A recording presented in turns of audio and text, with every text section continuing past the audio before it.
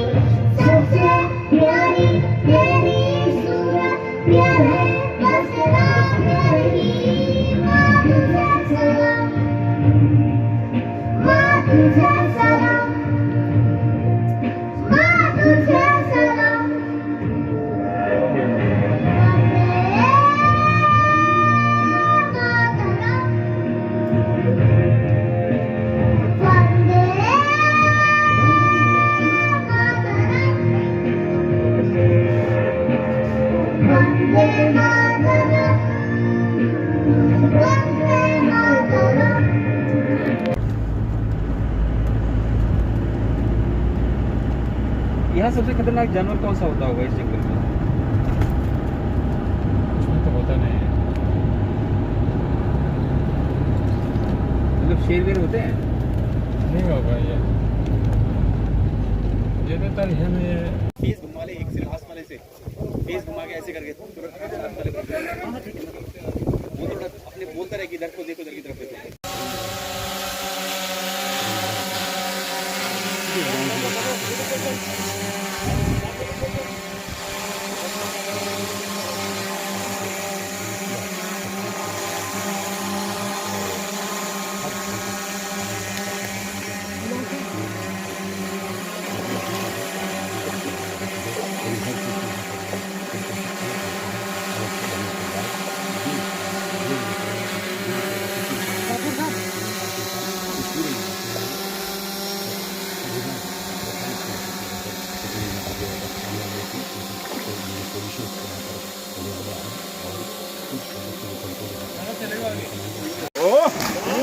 God यार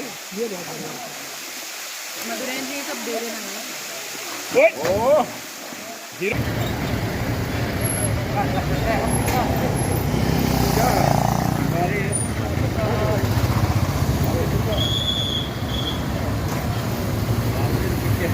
ये वो मास्क लगा लीजिए। बिना मास्क के देख रहे हैं, कोई दिख रहा है बिना मास्क के?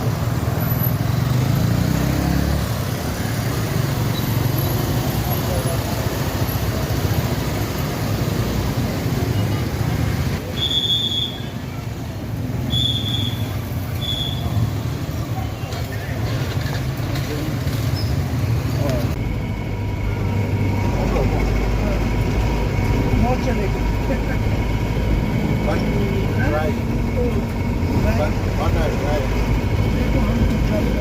चालू करना इसको बैठा तक चलता है।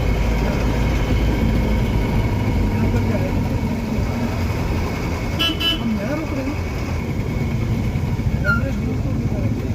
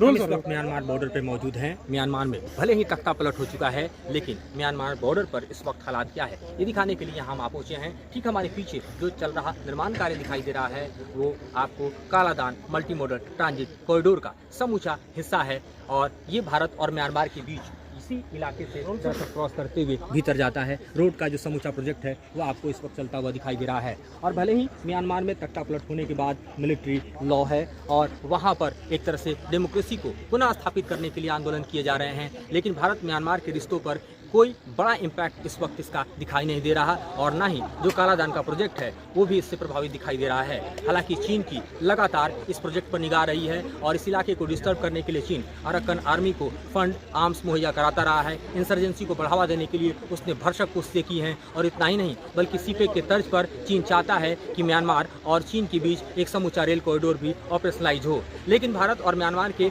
इस रिश्ते की एक बड़ी खासियत ये भी है कि इस प्रोजेक्ट से म्यांमार को भी लाभ मिलने वाला है। खासतौर पर उसके रखाइन स्टेट की बात करें तो वो भी इससे लाभान्वित होने वाला है और साथ ही नॉर्थ ईस्ट के समूचे इस इलाके को एक और ज़्यादा गेटवे मिलने वाला है, जिससे न सिर्फ जो स्ट्रेटजिक पॉइंट ऑफ व्यू से देखें तो नॉर्थ ईस्ट को नई ताकत देगा, बल्कि भारत को और खासतौर पर मिजोरम के विकास के लिए एक नया गेटवे खोलेगा।